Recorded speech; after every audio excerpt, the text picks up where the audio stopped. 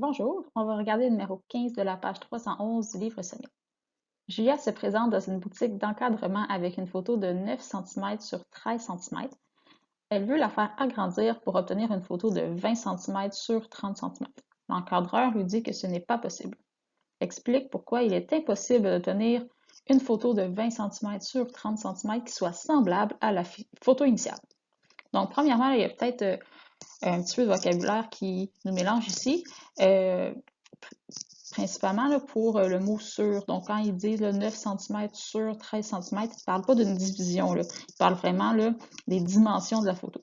Dans notre langage plus familier, on dirait 9 cm par 13 cm, mais en disant le mot par, c'est un anglicisme.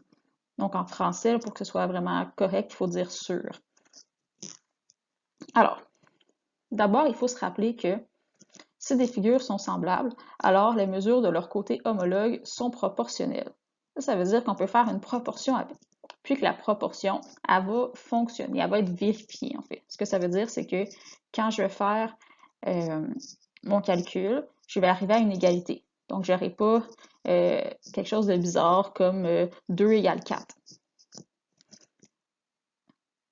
Donc, en fait, on va vérifier si la longueur de l'image divisé par la longueur de la photo initiale, c'est égal à la largeur de la photo image sur la largeur de la photo initiale. Donc ça ici, c'est une proportion.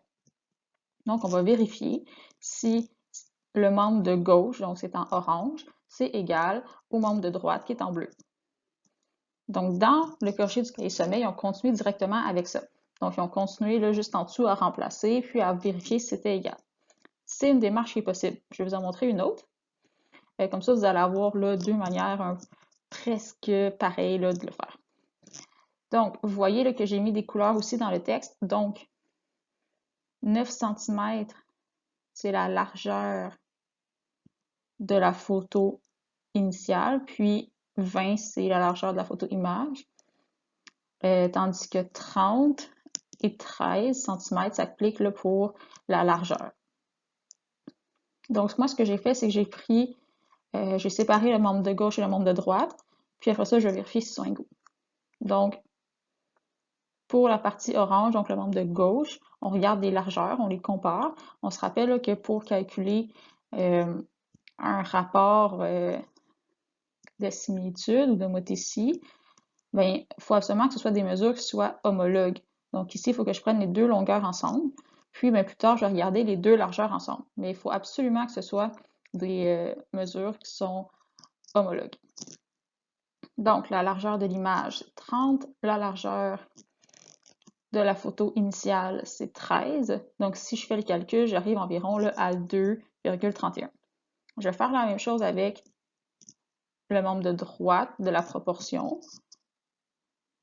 Donc, la largeur de l'image, c'est par la largeur initiale. Donc, c'est 20 sur 9. Ça, c'est égal environ à 2,22.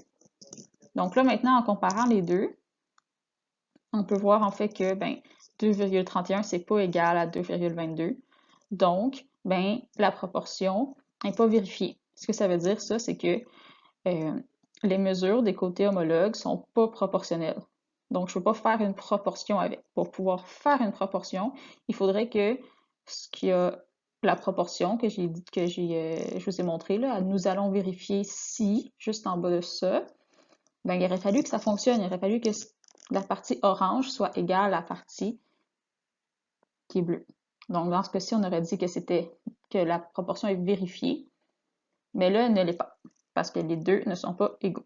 Donc, les photos ne sont pas semblables, car les mesures des côtés homologues ne sont pas proportionnelles. Donc, c'est pour ça qu'on ne peut pas l'agrandir pour avoir une photo de 20 cm sur 30 cm. Parce qu'en fait, si on l'agrandissait de cette manière-là, ben, la photo, elle serait déformée.